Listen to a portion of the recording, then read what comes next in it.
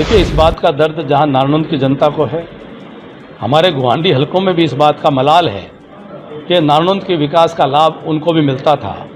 वो नारनौंद की जनता को जो दर्द और पीड़ा है, वो एक एक वो पीड़ा मेरी भी है। और आज हमें इस बात की निश्चित तौर पर तकलीफ होती है कि हमारे यहाँ जिस प्रकार से शिक्षा के, स्वास्थ्य के, सड़क के, पानी के, बिजली के, सिंचाई की व्यवस्थाओं के और रोजगार की संभावनाओं के जो वातावरण बन रहे थे, तो आज कहीं ना कहीं उसके ऊपर ब्रेक लगा है। और इस बात की पीड़ा और दर्द है, और ईश्वर ने समय दिया तो उसकी पूर्ति करेंगे।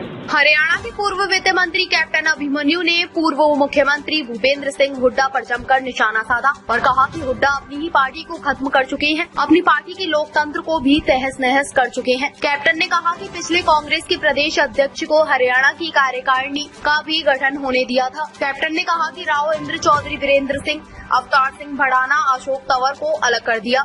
हुड्डा का 10 साल का कार्यकाल बुरे सपने जैसा था। भूपेंद्र हुड्डा ने हरियाणा को लुटवाने का काम किया है, जमीन के घोटाला हुआ, भाईचारे को तार तार का काम किया है। उन्होंने कहा कि देश में बीजेपी प्रधानमंत्री नरेंद्र मोदी के 9 साल पूरे होने जा रहे हैं। बीजेपी के नेता कार्यकर्ता 30 मई से 30 जून तक देश भर में हर बूथ तक जाएंगे और सरकार की विकासशील नीतियों को लोगों के समक्ष बताने का काम करेंगे। उन्होंने कहा कि आने वाले समय में कर्नाटक की लोकसभा चुनाव में बीजेपी पार्टी सभी सीट जीत कर आएगी। कैप्टन ने कहा कि विपक्ष अपनी कमजोरियों को छुपाने का काम कर रहा है। सीएम मनोहर लाल जनता के बीच जनसंवाद करते हैं, 90 साल में जनता के बीच में गए हैं। ऐसे में पिछले सरकार के मुखियाओं ने ऐसा कुछ नहीं किया। सीएम मनोहर लाल जनता के बीच लोगों की समस्याओं को दूर करने का काम कर रहे हैं। उन्होंने कहा कि इनेलो की हालात काफी दयनीय हो चुकी है, इनेलो काफी पिछड़ चुकी है। नारनौंद हलके को लेकर कहा कि नारनौंद की जनता इस बात का दुख वहीं आसपास के हलकों को मलाल है कि नारनौंद में विकास से उनको फायदा होता था, साथ वो पीढ़ी मेरी है। उन्होंने कहा कि शिक्षा, स्वास्थ्य, बिजली, पानी, सिंचाई के कार्य पर संभावनाएं बननी थी, उस पर ब्रेक लगा है। उन्होंने कहा कि लोगों ने साथ दिया व ईश्वर ने हमें मौका दिया तो नारनौंद की जनता सभी समस्याओं को दूर करने का काम करेंगी। देश भर में भारतीय जनता पार्टी ने आदरणीय नरेंद्र भाई मोदी जी भारत के प्रधानमंत्री के रूप में 9 वर्ष का कार्यकाल पूरा करने जा रहे हैं। उस उपलक्ष्य में एक उत्सव के रूप में, लोकतंत्र के उत्सव के रूप में और संगठन के उत्सव के रूप में मनाने का फैसला किया है। 20 मई से लेकर 30 जून तक पूरे भारतवर्ष में, हर राज्य में, हर जिले में, हर मंडल में, हर गांव और कॉलोनी बस्ती में, हर बूथ तक भारतीय जनता पार्टी का कार्यकर्ता मोदी जी के नेतृत्व में भारतवर्ष में जो पिछले 9 सालों में काम हुए, उन कामों को लेकर के जनता के बीच में जा करके और फिर से एक जनसंपर्क करते हुए जनता में भारतीय जनता पार्टी की विचारधारा को लेकर के देश और प्रदेश में भाजपा को मजबूत करने का काम करने वाला है। देखिए, उनके दावे में किसी भी प्रकार का कोई उसका मायने नहीं है। वो अपनी ही पार्टी को ख़त्म कर चुके हैं। अपनी ही पार्टी के अंदर उन्होंने लोकतंत्र को पूरी तरह से तहस नहस कर दिया। अपने ही प्रदेश अध्यक्ष के सर के ऊपर जिस प्रकार से एफआईआर तक दर्ज हुई, पिछले प्रदेश अध्यक्ष को अपनी कार्यकारिणी गठित नहीं करने दी और कितने ही नेताओं को कांग्रेस से बाहर जाने का मजबूर कर दिया था, चाहे राव इंद्रजीत सिंह जी हों, अवतार सिंह भड़ाना हों, चौधरी वीरेंद्र सिंह जी हों, कितने नेताओं का, अशोक तंवर जी हों। और वहीं वो उनका जो पूरा राजनीति है, 10 साल का जो हरियाणा सरकार का उनके समय का कार्यकाल है, वह हरियाणा की जनता के लिए एक बुरे सपने जैसा है, एक दुस्वप्न जैसा है। हरियाणा को असंख्य हाथों से लुटवाने का काम किया। हरियाणा के अंदर जिस प्रकार से जमीन के घोटाले हुए, हरियाणा में जिस प्रकार से भाईचारे को तहस नहस करने का काम किया, मिर्चपुर प्रकरण जो था उसके अंदर भी लोग आज भी जेलों के अंदर हैं। ठीक है, कानून के तहत सजा हुई है, लेकिन भाईचारा तार तार हुड्डा सरकार के समय में किया गया था। हमारी शुभकामनाएं उनको हैं और वो अपना अभियान जारी रखें और अपने पार्टी जो है उनकी जो आज बड़ी दयनीय स्थिति में है, हमारी शुभकामनाएं उनके साथ हैं। देखिए, भारतीय जनता पार्टी ने कर्नाटका चुनाव में भी बहुत अच्छा परफॉर्मेंस किया है। जो 5 साल पहले मत प्रतिशत था, आज भी वही मत प्रतिशत वो कायम रखा है।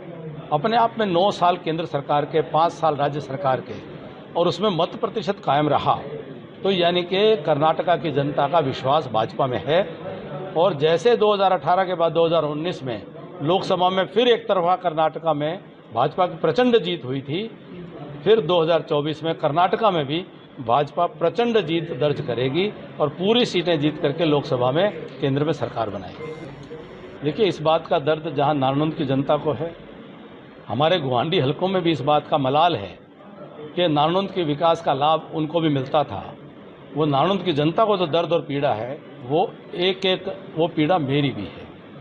और आज हमें इस बात की निश्चित तौर पर तकलीफ होती है कि हमारे यहाँ जिस प्रकार से शिक्षा के, स्वास्थ्य के, सड़क के, पानी के, बिजली के, सिंचाई की व्यवस्थाओं के और रोजगार की संभावनाओं के जो वातावरण बन रहे थे, तो आज कहीं ना कहीं उसके ऊपर ब्रेक लगा है। और इस बात की पीड़ा और दर्द है, और ईश्वर ने समय दिया तो उसकी पूर्ति करेंगे। देखिए, लोकतंत्र में धरना देने का अधिकार सबको है और लोकतंत्र जिंदा रहेगा जब तक धरने करने की आज़ादी जिंदा रहेगी। उनको अपना अधिकार है अपनी बात को कहने का, सुनाने का, और हम लोग उनकी जो बात है, उनकी जो मांग है, हम निश्चित तौर पर हम महसूस करते हैं कि इस प्रकार की कोई भी बात है उसको अनसुना करने का कोई कारण नहीं है। न्याय होना चाहिए, न्याय की प्रक्रिया से न्याय हो और न्याय जल्दी हो। तो इस बात के लिए हम सब, उसमें कोई भी उनसे इतर नहीं है। पहले लड़ी थी क्या? कैसे जो तो फिर कैसे? सब अपने अपने तरीके से अपनी कमजोरियों को छिपाने के लिए, अपनी नाकामियों को छिपाने के लिए वह अलग अलग बातें करता है। ये मुख्यमंत्री जी के लिए बहुत अच्छी बात है कि उन्होंने अपने सरकार के 9वें साल में आज वो हिम्मत करते हैं, जनता के बीच में 3-3 दिन लगातार जन संवाद करते हैं और जनता से बात करते हैं। और ये 9वें साल के अंदर कोई मुख्यमंत्री अपने काम को लेकर के जनता के बीच में खड़ा हो, ये मनोहर लाल जी के लिए बहुत बड़ी बात है, बहुत अच्छी बात है। और अतीत में किसी सरकार ने इस प्रकार से 3-3 दिन बैठ करके मुख्यमंत्री के रूप में जन संवाद के कार्यक्रम नहीं किए हैं। तो अब उसके अंदर भी उनको कहीं ना कहीं डर लग रहा है कि मुख्यमंत्री जी के जन संवाद के कार्यक्रम जैसे जैसे वेग पकड़ेंगे वही और उनको सफलता मिलेगी। तो ये उनकी अपनी नाकामियां हैं जो उनको डरा रही हैं। उनको ये कुछ नहीं है गिनाने को कि काम क्या किया। वो ये कहते हैं कि उनको मेडिकल कॉलेज नहीं दिखते, उनको यूनिवर्सिटी नहीं दिखती, उनको सड़कें नहीं दिखती, उनको रेलगाड़ियां दौड़ती नहीं दिखती, उनको मेट्रो चलती हुई नहीं दिखती है, उनको बिना खर्ची पर्ची के रोजगार मिला हुआ नहीं दिखता है। वो देखना नहीं चाहते हैं, या तो वो देखना नहीं चाहते या आंख के अंधे हैं।